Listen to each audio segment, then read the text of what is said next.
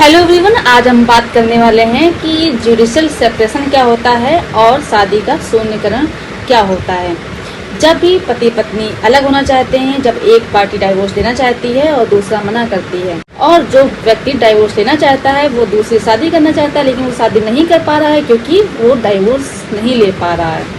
ऐसे में उन्हें क्या करना चाहिए, वो दूसरी शादी कैसे कर सकते हैं, डाइवोर्स कैसे ले सकते हैं। अगर पति पत्नी दोनों राजी हैं, वो डाइवोर्स लेना चाहते हैं म्यूचुअल कंसेंट से, तो म्यूचुअल डाइवोर्स जो हिंदू मैरिज एक्ट का सेक्शन है 13B, उसके तहत ले सकते हैं।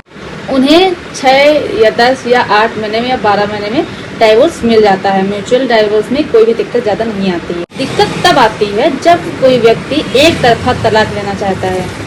एक पार्टी राजी होती है डाइवोर्स लेने के लिए और दूसरी पार्टी मना करती है। मतलब एक पार्टी डाइवोर्स लेना चाहती है और दूसरी मना करती है, तो इसका मतलब ये हुआ कि जो डाइवोर्स लेना चाहता है उसको बहुत बड़ी समस्या का सामना करना पड़ सकता है, क्योंकि डाइवोर्स लेने में थोड़ा समय लगता है। क्योंकि हमारे जो भारत में डाइवोर्स चीज है, डाइवोर्स शब्द यानी डाइवोर्स लेना, ये कोई छोटी बात नहीं है। कोई अगर भारत में डाइवोर्स लेता है, और भारत के कानून में डाइवोर्स लेने के लिए काफी बड़ा प्रोसीजर अपनाना पड़ता है। पहली बात तो आपके पास डाइवोर्स लेने के लिए ग्राउंड होने चाहिए कि किस आधार पर आप डाइवोर्स लेना चाहते हैं, और अगर आपके पास ग्राउंड नहीं है तो आपको डाइवोर्स नहीं मिलेगा। तो अगर डाइवोर्स नहीं मिला है और आप दूसरी शादी करना चाहते हैं तो आप कैसे कर सकते हैं, तो आपको मालूम होना चाहिए। तो आज हम आपको इस वीडियो के माध्यम से जानकारी देने वाले हैं। तो आप लोगों को करना क्या है कि वीडियो को अंत तक देखना है, बिल्कुल भी स्किप नहीं करना है, तभी आपको अच्छी जानकारी समझ में आएगी।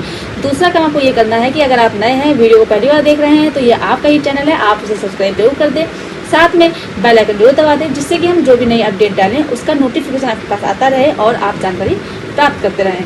नमस्कार दोस्तों, मैं एडवोकेट दिव्या, आपका आपके इस यूट्यूब चैनल में स्वागत है। तो सबसे पहले हम बात करने वाले हैं जुडिशियल सेपरेशन की। तो जुडिशियल सेपरेशन होता क्या है, तो आपको बता दें कि अगर पति पत्नी है, वो अगर नहीं चाहते हैं कि वो दोनों साथ में न रहें, यानी कि वो साथ में नहीं रहना चाहते हैं, तो कई बार ऐसा होता है कि पति पत्नी को परेशान करने के लिए या पत्नी पति को परेशान करने के लिए वो साथ में रहते हैं, वो अलग नहीं रहते हैं कि हम इनको परेशान करेंगे।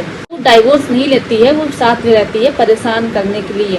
तो ऐसे में क्या होता है कि डाइवोर्स लेने में काफ़ी समस्या आती है। अगर आपके पास ग्राउंड नहीं होता है तो आप डाइवोर्स आपको लेने में कम से कम 8-10 साल लग जाते हैं। तो इसके लिए आपको जुडिशियल सेपरेशन का सहारा लेना चाहिए। हिंदू मैरिज एक्ट का जो सेक्शन 10 यानी 10 है, वो जुडिशियल सेपरेशन की बात करता है। तो जुडिशियल सेपरेशन जो धारा 10 में बताया गया है, उसके अंतर्गत जैसे कि आपके पति या पत्नी आपसे क्रूरता कर रही है, अत्याचार कर रही है, आपको प्रताड़ित कर रही है, और आप नहीं चाहते हैं कि आप कोर्ट कचहरी के चक्कर लगाएं, तो आप जुडिशियल सेपरेशन का सहारा ले सकते हैं। अगर आपको अब ये उम्मीद नहीं रह गई है कि आप साथ में नहीं रह सकते, यानी कि आप अगर ये चाहते हैं कि आप अलग हो जाना ही बेहतर है क्योंकि साथ में रहना बहुत ज़्यादा मुश्किल हो गया है, तो आप जुडिशियल सेपरेशन का सहारा ले सकते हैं। इसके बाद अगर जुडिशियल सेपरेशन की डिक्री अगर आपके पक्ष में आ जाती है, तो इसका मतलब ये होता है कि आप दोनों लोग अलग अलग आप रह सकते हैं और आपके ऊपर कोई दबाव नहीं डाला जाएगा कि आप लोगों को एक साथ ही रहना होगा। तो कहने मतलब ये हुआ कि जुडिशियल सेपरेशन के अंतर्गत आप अलग अलग अगर रहना चाहते हैं तो अलग अलग हो सकते हैं, यानी कि रह सकते हैं। तो आपको अब अच्छे समझ में आ गया होगा कि जुडिशियल सेपरेशन आखिर होता क्या है, क्योंकि कई लोग की ये क्वेरी रही है, मुझसे पूछा है कि आखिर मैम ये जुडिशियल सेपरेशन होता क्या है। तो कानून की नज़र में पति पत्नी अलग अलग रहने लगते हैं, उसे कहते हैं जुडिशियल सेपरेशन। आपको डिक्री दे दी जाएगी अलग रहने के लिए, यानी कि अलग रहने के लिए आपको बोल दिया जाएगा। अब दूसरे पॉइंट पे आते हैं कि शादी का शून्यकरण क्या होता है। क्योंकि जो शादी होती है वो शादी होती है, वो डाइवोर्स नहीं होता है। इसका मतलब आप लीगली ग्राउंड पे हस्बैंड और वाइफ हैं। तो जो शादी का शून्यकरण है उसके लिए आपके पास कुछ ग्राउंड होने चाहिए, जैसे कि आपकी शादी गलती से हो गई है, आपसे शादी झूठ बोल के किया गया, आपसे कुछ बातें छुपा के की गई हैं, आपके ऊपर प्रेशर डाला गया है, आपके ऊपर दबाव डाला गया है, आपकी जबरदस्ती शादी की गई है। क्योंकि कई सारे मामले ऐसे सुनने को मिलते हैं जिसमें गर्लफ्रेंड और बॉयफ्रेंड रहते हैं, तो घर वालों का एक प्रेशर रहता है कि वो जो लड़की या लड़का है वो उनके मन मुताबिक शादी कर लें, जिससे कि उनकी शादी हो जाए और जो बॉयफ्रेंड गर्लफ्रेंड है वो अलग अलग हो जाए, और वो ना चाहते हुए भी दबाव में प्रेशर में आकर के शादी कर लेते हैं। या फिर वो धमकी देते हैं, अगर तुमने मेरी बात नहीं मानी या मेरे कहे अनुसार तुमने शादी नहीं की तो मैं आत्महत्या कर लूंगी, तो और हम लोग जहर खा के मर जाएंगे, इस तरह से प्रेशर पड़ता है लड़की या लड़के के ऊपर, तो वो उस दबाव में आकर के शादी कर लेते हैं। तो ऐसी स्थिति में भी आप अलग अलग रह सकते हैं, लेकिन आपको ये साबित करना पड़ेगा कि आपकी शादी दबाव में आकर के, प्रेशर में आकर के आपने शादी की है, और आप अपनी शादी को शून्यकरण करा सकते हैं। आपकी शादी एक बार शून्यकरण हो गई तो आपको डाइवोर्स लेने की आवश्यकता नहीं होगी। और अगर आप चाहते हैं कि आप दूसरी शादी कर लें, तो आपकी शादी अगर एक बार शून्यकरण हो जाएगी तो आप दूसरी शादी भी कर सकते हैं। या फिर शादी टाइम आपसे कुछ बातें छुपाई गई हैं, या फिर उसको इस तरह की कोई बीमारी है जो कि लाइलाज है और बताया नहीं गया है, चुपचाप आपसे झूठ बोल करके शादी कर दी गई, कुछ तथ्यों छुपा कर शादी कर दी गई है, तब भी अगर आप इस चीज को कोर्ट में साबित कर देते हैं, जैसे कि मेरे पास एक बार कमेंट आया था कि मैम मेरी वाइफ है वो मेंटल बीमार रहती है, वो उसके सास ससुर ने उससे इस बात को छुपाया, जो कि शादी हो जाने के बाद पता चला, तो अब मैम हम क्या कर सकते हैं? क्या हमें डाइवोर्स मिल सकता है या फिर इसको, ये जो शादी है इसे खत्म कर सकते हैं? तो आपको बता दें कि आप शादी को खत्म कर सकते हैं, लेकिन आपके पास प्रूफ होना चाहिए। आप मेडिकल रिपोर्ट जो भी हो उनकी, वो आप दिखा सकते हैं कोर्ट में, पुरानी मेडिकल रिपोर्ट दिखा सकते हैं। आप ये साबित कर सकते हैं कि आपकी शादी से पहले से ही आपकी वाइफ मेंटली बीमार थी और आपसे इन तथ्यों छुपाया गया, इसके बाद आप अपनी शादी को शून्यकरण करा सकते हैं। कोर्ट में आप बता सकते हैं कि आपके पार्टनर जिसके साथ शादी आपकी हुई है उसके बारे में बताया नहीं गया कि इसको लाइलाज बीमारी है, इसका कोई इलाज नहीं हो सकता है, ये चीज आपको बाद में पता चली, यानी कि तथ्यों को छुपाया, ये बात छुपाई कि आपकी जो वाइफ है या हस्बैंड है वो बीमार रहता है, उसका कोई इलाज नहीं हो सकता है। तो इसके आधार पर आप अपनी शादी को शून्यकरण करा सकते हैं।